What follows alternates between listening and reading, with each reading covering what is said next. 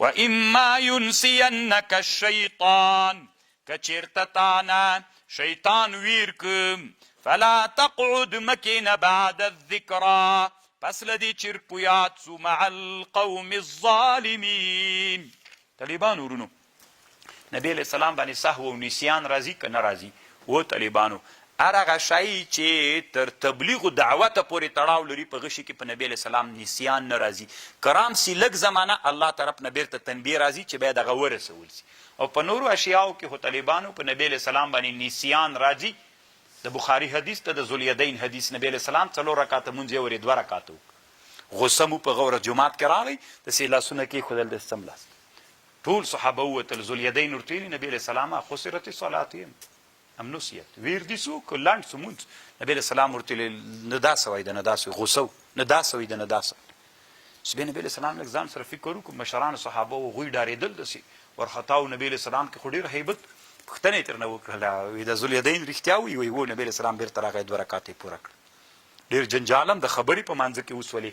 نو دا څنګه د موږ وایي دا منسوخ ده هغوی وایي پروا نه کوي خبرې دي طالبانو ډېرې اوږدې. وما على الذين يتقون من حسابهم من شيء ولكن ذكرى لعلهم يتقون. وذر الذين اتخذوا پریږده یا کسان اتخذوا دینهم چې نیولی د دین لعب لهو وغرتهم الحیات الدنیا غولولی دی دوی زندگی د دنیا. وذکر به پنور که دوی ته پدې ان تبصل نفس وذکر پنور که پدې قرآن ان تبصل نفس چې هلاک نکي یو نفس بما په غشي باندې چې کسب کړي دي یا هلاک نکړل سي یو نفس بما په غشي باندې چې کسب کړي دي محروم نسی یو نفس په غشي باندې د غشي په وجه باندې چې کسب کړي دي. یعنې پند په دې قرآن ورکه داسې نسي چې دا نفس محروم سي کوم اعمال چې د قرآن ضد دوی کوي هلاک نسي.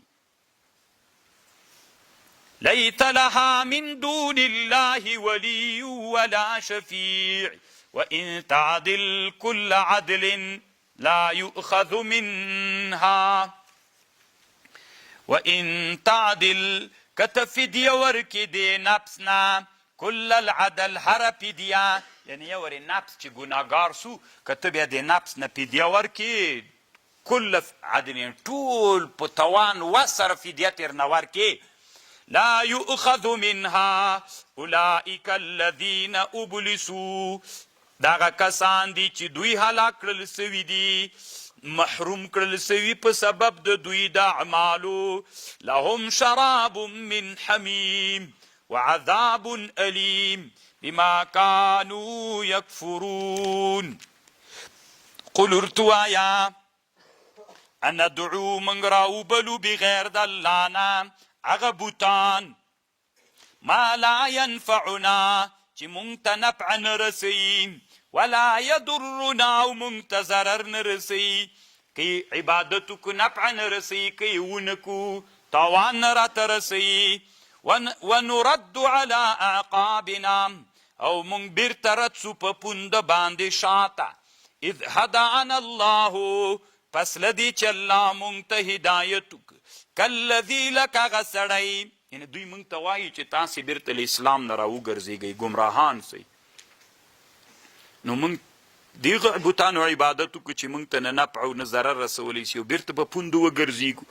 کالذي لکه هغه سړی استهوته الشیطانو چې دی کاته غورځولی په یو چولو بیابان کې شیطان حیران ولاړ وي له اصحاب د ملګري وي يدعونه ربلیه الى الهدى هدایت ورته وی راسه مونږ ته ته ورته وایه ان هدى الله هو الهدى وامرنا مونږ ته امر سوی لنسلم لرب العالمین. طالبان